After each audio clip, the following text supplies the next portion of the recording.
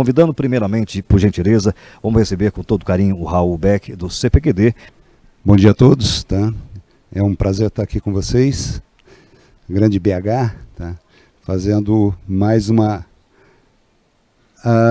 apresentação sobre a parte de sistemas de armazenamento para fotovoltaicos, tá?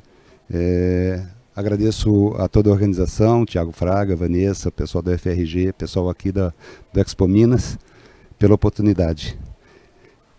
Vamos falar rapidamente, porque o tempo é curto, sobre como o armazenamento está sendo introduzido nos sistemas de geração renovável e a importância, o impacto que isso vai trazer em termos de globais na parte da manutenção das baixas emissões e todas as vantagens advindas das energias renováveis. A matriz elétrica brasileira hoje tem cerca de 20 gigawatts de potência de produção, onde a gente vê que a parte hídrica e eólica já estão respondendo, quer dizer, a eólica e a fotovoltaica juntas já estão respondendo aí aproximadamente por uns 20% dessa potência toda instalada, cerca de 40 megawatts. O problema dessas energias renováveis, eólica, solar, elas têm uma característica de intermitência, ou seja, numa matriz de 200 megawatts, 200 gigawatts, a gente tem 40 gigawatts de renováveis que têm problemas de perenização, ou seja, elas não são uma base forte, uma base robusta. Então, por conta disso, é necessário trabalhar na parte de armazenamento para poder trazer essas energias. Eu não sei se o projetor, aqui não dá para ver, trazer essas energias renováveis como uma energia despachável, forte e robusta, evitando os investimentos em energias fósseis, como gás natural, ou a parte de petróleo e carvão, eliminando isso da nossa matriz. Tá? A aplicação de armazenamento, ela atinge todos os níveis da parte do GTD, geração, transmissão, distribuição, seja na parte de serviços ancilares, a parte dos grandes sistemas de armazenamento, parte comercial, distribuição, residencial, ela vai em todos os nichos da parte elétrica. E a projeção de crescimento global diz que em 2030 ou 35 a gente vai estar 20 vezes, um volume 20 vezes maior do que o que nós temos previsto para 2022, tá? Que já é um número bastante significativo. Esse número aqui de 60, que estava em 2019, já está na ordem de 90, 95. Tá? Isso nós estamos falando de bilhões de dólares em volumes de investimento. Tá? Grande parte desse crescimento da parte de armazenamento é devido à mobilidade elétrica, que tem uma taxa de crescimento prevista de 19% ao ano, mas a parte de armazenamento estacionário está previsto crescimento na faixa de 17% ao ano até 2035. É um volume bastante significativo. Tá? Por quê? Por conta dessa queda acentuada e bastante significativa no preço dos sistemas de armazenamento, das baterias de lítio. O quilowatt-hora da bateria de lítio, que lá para 2010, 2011 custava em torno de 1.200, 1.250 dólares o quilowatt-hora, estava na faixa de 130. Isso em sistemas para mobilidade elétrica. Para sistemas de storage, ela está na faixa de 250 a 300 dólares o quilowatt-hora. Mesmo assim, uma redução exponencial do custo e que se projeta uma taxa de queda ainda não tão significativa, mas bastante relevante para trazer os preços dela na faixa de 45, 50 dólares de quilowatt-hora em 2035. Tá? Aqui nós estamos vendo o que os preços de sistemas de storage reais, tá?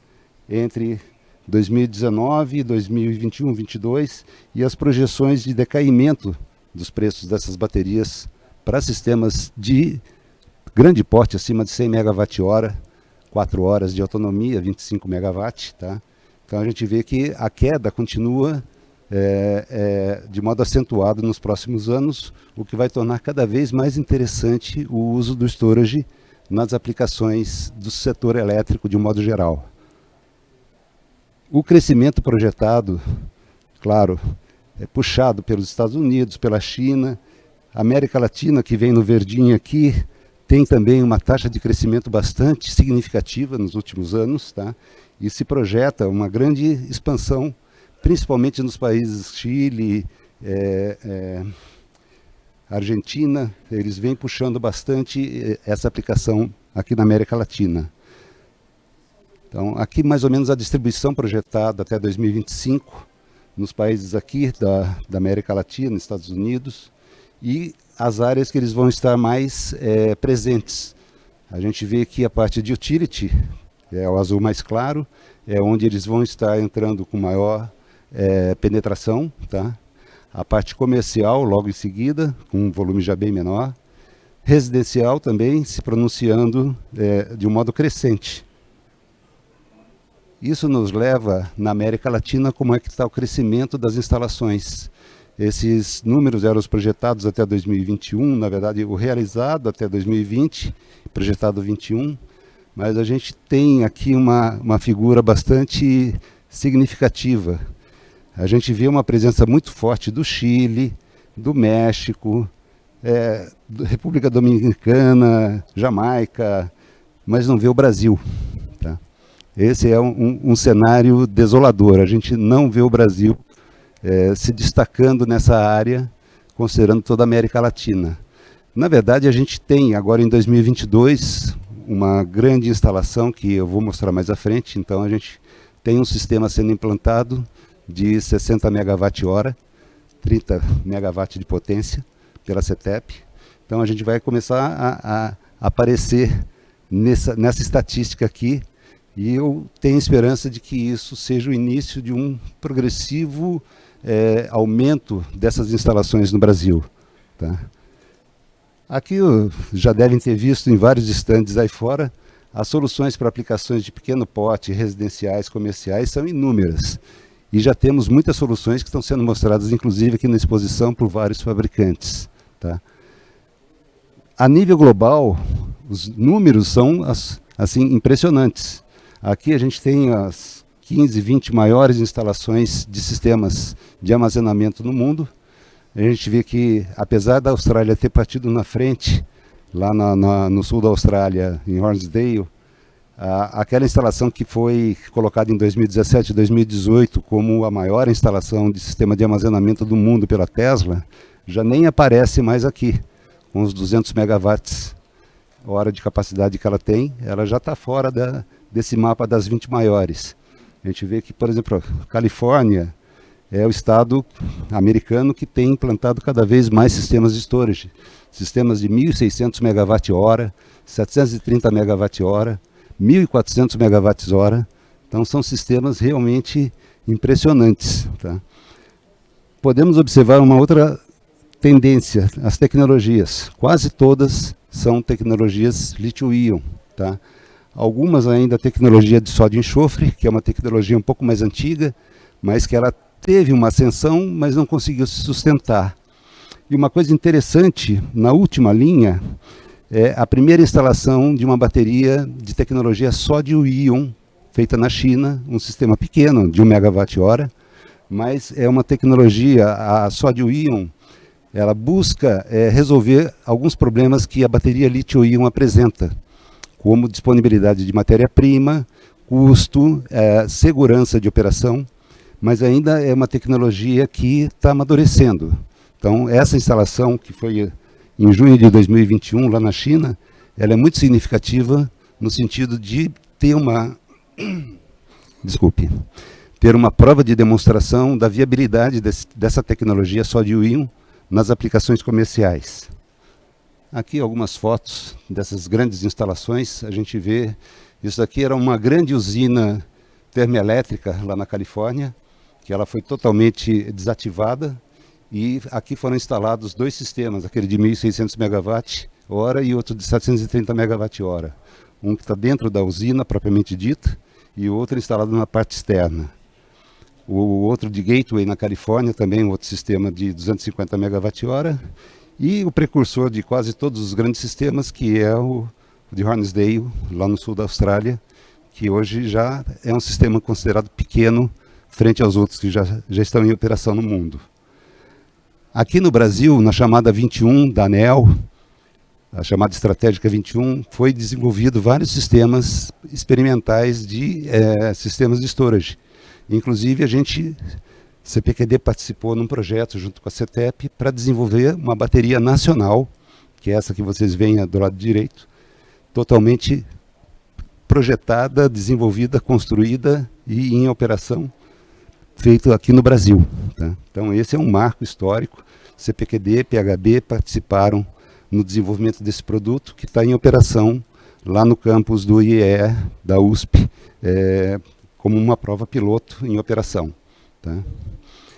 As várias fases de desenvolvimento envolvem a natural seleção das células, tá? Que não temos produção de células nacionais, infelizmente ainda, mas a partir dessa seleção a gente faz os estudos laboratoriais, faz as análises térmicas das células, desenvolve os algoritmos, os circuitos eletrônicos de BMS, o desenvolvimento do empacotamento mecânico e térmico, e se chega a um produto final funcional que está em operação hoje. Portanto, a engenharia brasileira tem total condição de desenvolver e projetar soluções de sistema de armazenamento para atender as necessidades que nós temos aqui no país. Só não temos a produção de células. Demais a gente está totalmente capacitado. Tá? Na chamada Estratégica 21, houve alguns desdobramentos. Como eu citei, na CETEP ela obteve aprovação da IPE, da ONS, para fazer uma instalação de um sistema de 60 MWh, 2 horas de descarga, 30 MW de potência, na subestação de registro de 138 kV. Ela já está com a planta praticamente pronta, para entrar em operação nesse mês, em novembro. Tá? Então essa é a maior instalação que nós temos previstas para entrar em operação aqui no Brasil. Temos outros sistemas já operando de 1 MW, 2 MW, 4 MW, mas esse é um marco dessa maior instalação que vai estar operando lá no litoral de São Paulo. Tá? O CPQD, só fazer um breve apanhado, é o antigo Centro de Pesquisa e Desenvolvimento da Telebrás, que na privatização da Telebrás se tornou uma fundação privada sem fins lucrativos, e o nosso objetivo é trabalhar em inovação e benefícios para a sociedade, parceiros. Tá? Estamos em Campinas, lá em São Paulo. Tá? Nossos laboratórios da área de sistemas de energia, a gente trabalha com vários tipos de baterias, desenvolvimento de baterias de lítio para várias aplicações, seja na parte estacionária, parte de segunda vida, parte de baterias para tração, veículos elétricos, híbridos. Então temos essa capacitação já em franco desenvolvimento no Brasil. Tá? Algumas fotos dos laboratórios que nós temos lá.